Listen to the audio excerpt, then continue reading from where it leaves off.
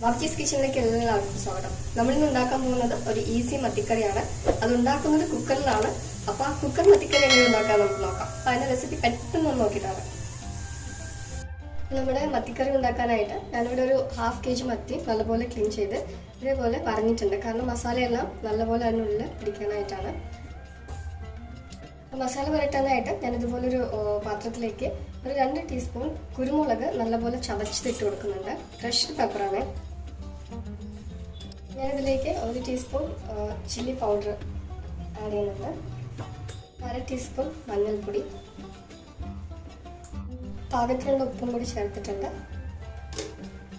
നമുക്ക് ഈ മസാല നല്ലപോലെ ഒന്ന് മിക്സ് ചെയ്ത് കൊടുക്കാം. നമ്മൾ ഈ മസാലയിൽ വെള്ളമൊന്നും ചേർക്കുന്നില്ല. നമുക്ക് ഈ മസാല ഓരോ മീനിലും ഇതുപോലെ 2 സൈഡും നല്ലപോലെ പിടിപ്പിക്കാം, നല്ലപോലെ തേച്ച് പിടിപ്പിക്കാം. അങ്ങനെ എല്ലാ മീനിലും നമുക്ക് നല്ലപോലെ ഇതൊന്ന് കോട്ട് ചെയ്തെടുക്കാം ഈ മസാല.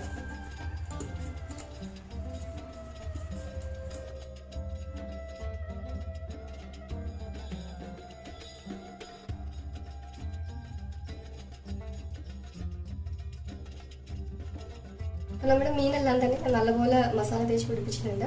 നമുക്കിതൊരു 15 മുതൽ 20 മിനിറ്റ് വരെ ഒന്ന് റെസ്റ്റ് ചെയ്യാനായിട്ട് വെക്കാം. അപ്പോൾ മസാലയെല്ലാം നല്ലപോലെ പിടിക്കും. നിങ്ങൾക്ക് പറ്റുമെങ്കിൽ അതൊന്ന് ഫ്രിഡ്ജിൽ വെക്കുകയാണെങ്കിൽ പെട്ടെന്ന് തന്നെ നമുക്ക് മസാലയെല്ലാം നല്ലപോലെ മീനിനകത്ത് നല്ലപോലെ പിടിച്ചു വരുന്നതായിരിക്കും. എന്നാലും അതൊരു 15 to 20 മിനിറ്റ്സ് ഒന്ന് റെസ്റ്റ് ചെയ്യാനായിട്ട് വെക്കാം. ഇപ്പോൾ ഒരു 15 മിനിറ്റിൽ കൂടുതലായിട്ടുണ്ട്. നമുക്കത് നിന്ന് കുക്ക് ചെയ്തെടുക്കാം. നമ്മൾ ഇന്ന് ഉണ്ടാക്കാൻ പോകുന്നത് മത്തി കുക്കറിൽ വേവിക്കുന്നതാണല്ലോ. ഞാൻ അതിനായിട്ട് ഒരു കുക്കർ ഇതേപോലെ വെച്ചിട്ടുണ്ട്.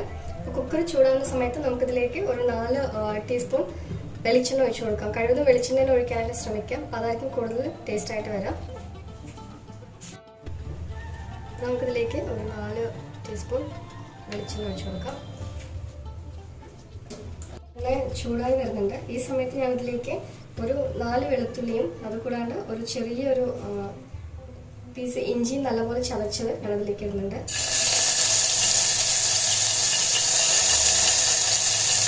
നമുക്കൊന്ന് വഴറ്റി കൊടുക്കാം.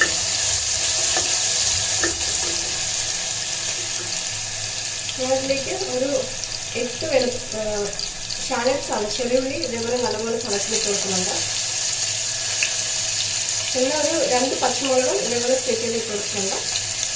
നമുക്കിത് നല്ലപോലെ ഒന്ന് വഴറ്റി കൊടുക്കാം.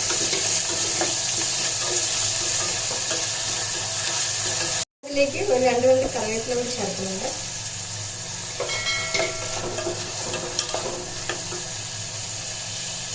ഇതിലേക്ക് ഒരു 1/2 ടീസ്പൂൺ ഉലുവ പൊടിയാണ്, ഉലുവ പൊടിച്ചതാണ്, വറുത്ത് പൊടിച്ചതാണ്, അത് ചേർത്ത് കൊടുക്കുന്നുണ്ട്. അതുപോലെ ഇളക്കി കൊടുക്കാം. നമുക്ക് ഇനി ഈ മസാലയുടെ മുകളിൽ ഓരോ മീനും ഇതേപോലെ വെച്ച് കൊടുക്കാം. ഓവർലാപ്പ് ചെയ്യാൻ പാടില്ല. ഒന്നിന് മുകളിൽ ഒന്നായിട്ട് വെക്കാൻ പാടില്ല. അങ്ങനെ ഒന്നൊന്നായി തന്നെ വെക്കണം.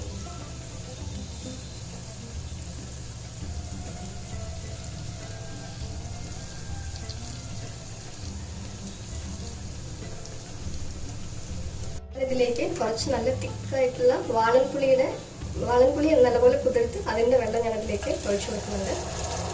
നമ്മളിതിലേക്ക് വേറെ അഡീഷണൽ ആയിട്ട് വെള്ളമൊന്നും തന്നെ ചേർക്കുന്നില്ല. ഇപ്പോൾ നിങ്ങൾക്ക് ഗ്രേവി നല്ലപോലെ വേണമെന്നുണ്ടെങ്കിൽ ഈ പുളിവെള്ളം കുറച്ചുകൂടി ഒന്ന് എക്സ്റ്റെൻഡ് ചെയ്തിട്ട് ഒഴിച്ചു കൊടുത്താൽ മതി.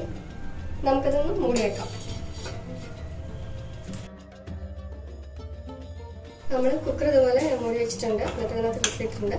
ഹൈ ഫ്ലെയിമിൽ ഒരു വിസിൽ വന്നാൽ മതി. ഞാനത് ഹൈ ഫ്ലെയിമിലാണ് വെച്ചിരിക്കുന്നത്. എന്നാലും ഒരു വിസിൽ വരട്ടെ.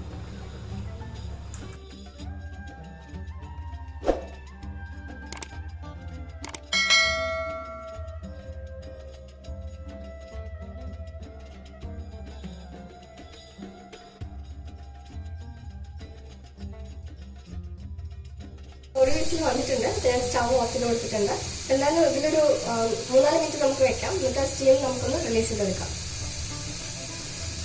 ഏകദേശം ഒരു 4 മിനിറ്റ് കഴിഞ്ഞിട്ടുണ്ട്. നമുക്ക് ഇതിനകത്ത് പ്രഷർ ഒന്ന് റിലീസ് ചെയ്ത് കൊടുക്കാം.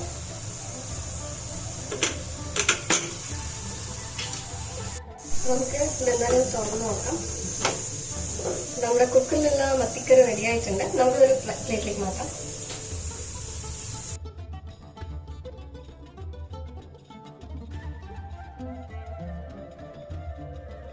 മത്തി നല്ലപോലെ പെർഫെക്റ്റ് ആയിട്ട് കുക്കായിട്ടുണ്ട്. കുക്കറിലായതുകൊണ്ട് തന്നെ ഇത് വെന്ത് ഉടഞ്ഞിട്ടൊന്നുമില്ല, പെർഫെക്റ്റ് കുക്കാണ്. ഇനി നമുക്ക് ഇതിൻ്റെ മുകളിൽ കുറച്ച് മല്ലിയില കൂടി ഒന്ന് സ്പ്രെഡ് ചെയ്ത് കൊടുക്കാം. അപ്പോൾ നമ്മുടെ അടിപൊളി കുക്കർ മത്തിക്കറി ഇവിടെ റെഡി ആയിട്ടുണ്ട്. അപ്പോൾ എല്ലാവരും ഒന്ന് ട്രൈ ചെയ്ത് നോക്കാം. വളരെ ഈസിയാണ് ഇത് ഉണ്ടാക്കാനായിട്ട്. ഉണ്ടാക്കി നോക്കിയിട്ട് നിങ്ങളുടെ അഭിപ്രായം എന്തായാലും കമൻറ്റ് ചെയ്യുക. കൂടാതെ നമ്മുടെ ചാനൽ ലൈക്ക് ചെയ്യുക, ഷെയർ ചെയ്യുക, സബ്സ്ക്രൈബ് ചെയ്യുക. അപ്പോൾ വീണ്ടും നല്ല റെസിപ്പിയുമായിട്ട് കാണാം. അതുവരെ എല്ലാവരും സേഫ് ആയിട്ടിരിക്കുക. Take care. ബൈ.